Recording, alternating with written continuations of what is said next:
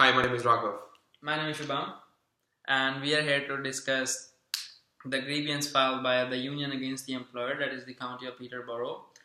The key dispute between the union and the employer, that they both misinterpreted some provisions, the meaning of some provisions in the collective bargaining agreement. The union believed that 14 of the paramedics were underpaid because 14 of the paramedics who worked overnight shifts, they were underpaid because the new wage rate were implemented on January 1st. But the employer said that they were following the same practice since they first hired the paramedics, and union never represented itself, and union never said anything about the practice being followed by the employer, so they stopped the union from challenging them. And now I'm going to talk about the basic principle used by both parties. Uh, union argued that every employee doing the same work and having the same qualification should be paid the same.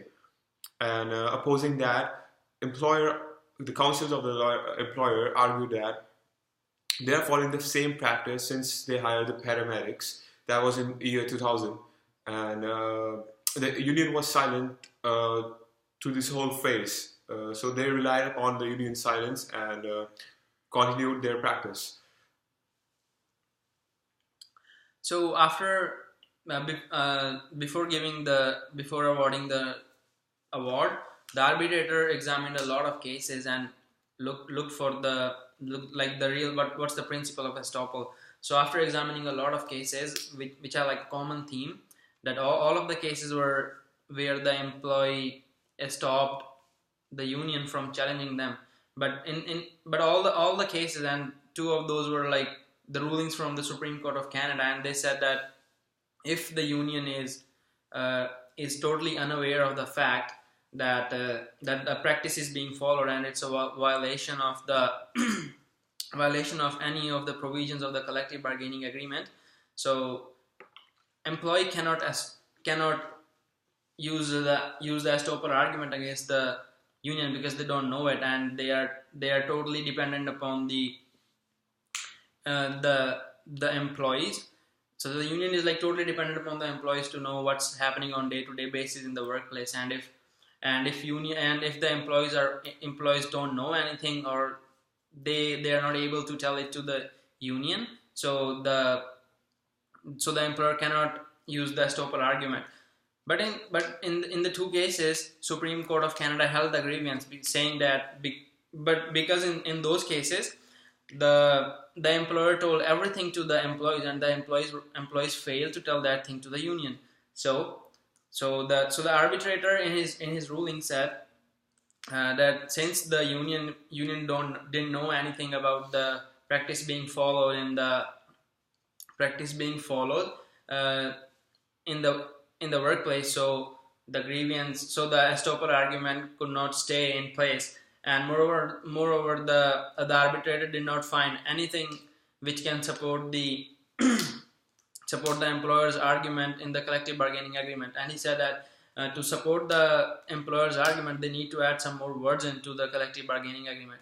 So he upheld the grievance and rejected the estoppel argument from the employer.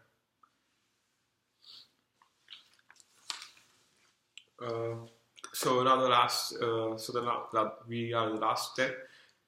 That is the advice HR managers dealing with labor relations taking from this dispute.